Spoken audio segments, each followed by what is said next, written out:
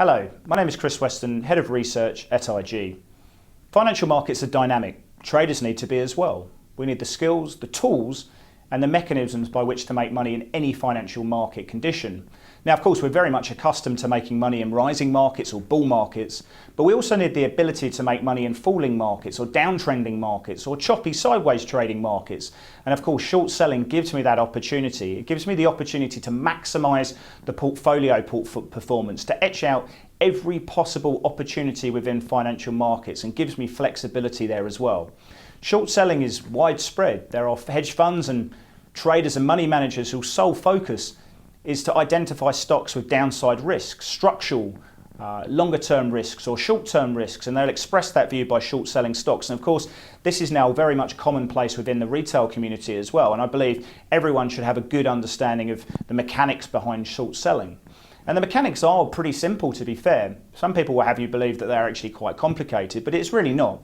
If you want to express a view that you feel a stock has downside risks, you simply short sell the stock. You will look for a downside move and you will potentially buy that back at a lower level. Of course, the position may go against you, in which case you'll buy back the stock at a higher price for a loss. And of course, no one wants to be in that situation. But we need to protect ourselves with stop loss and various other factors as well. And of course, a stop loss would be higher than your entry point because you're looking for a downside move.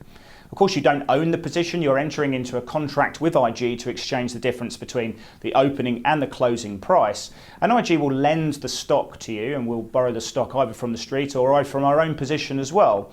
And that's where hedge funds and pension funds and investment banks can make money, by lending that stock on to other people as well. Now, the actual different strategies that there are in the market are very interesting as well. And I think just a couple of the ones that I think are really worth looking at. And the first one is technical reasons. Some people will just short sell a stock because it's had a very strong run, and that's fine. That can be good, but I think it desires a general amount of luck. For me, I want to see price confirming a move. I want to see a situation where the bears really take advantage after a big move and you can see them wrestle back control. So having a strong understanding about price action.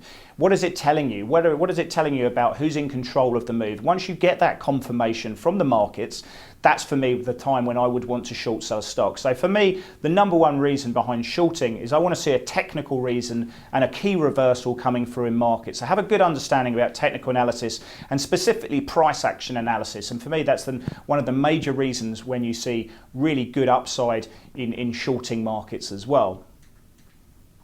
Uncertain times. Now, for me, you really are going to get much better performance from short selling stocks when there's no buyers in the market, or what we call a buyer's strike.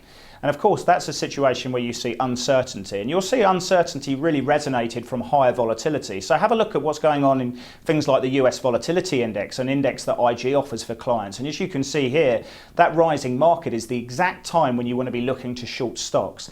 When you see a situation where the natural buyers of markets, the pension funds, the long-only funds, stand aside because they think prices could fall, that's a situation where the hedge funds and the short sellers will really become quite aggressive in stocks. And I think it's that situation that I want to take advantage. When you see uncertainty, that's the time when you want to be looking to short sell stocks as well. If you marry that up with bearish price action, again, that's a very attractive situation. So I'm looking at price, I'm looking at uncertainty. I'm also looking at stocks which have structural issues, as there are problems with refinancing. What's happening with their balance sheet? What's happening with the competitive landscape? Are they in a weak position relative to its competition? And those situations are stocks, again, that I want to look at shorting as well. Is there a macro issue? And then again, you focus on the stocks which have the weakest situation. Is there a problem with China? Do I want to look at shorting companies that are around that macro issue as well? So that's something else that people were looking at. The other considerations around short selling, which I think are very interesting, is generally you will see much more aggressive moves to the downside than you will see to the upside. People will look to offload stocks very aggressive, but your time frame for holding short positions are much shorter time frames than what you would do for long. So again, you need to be much more agile with short selling and realize that when you get to a situation around events, you can see large short covering moves. So I hope that covers a little bit more on what we're seeing with short selling. For me, I look at price and uncertainty, and they're for me the best breeding grounds for short selling.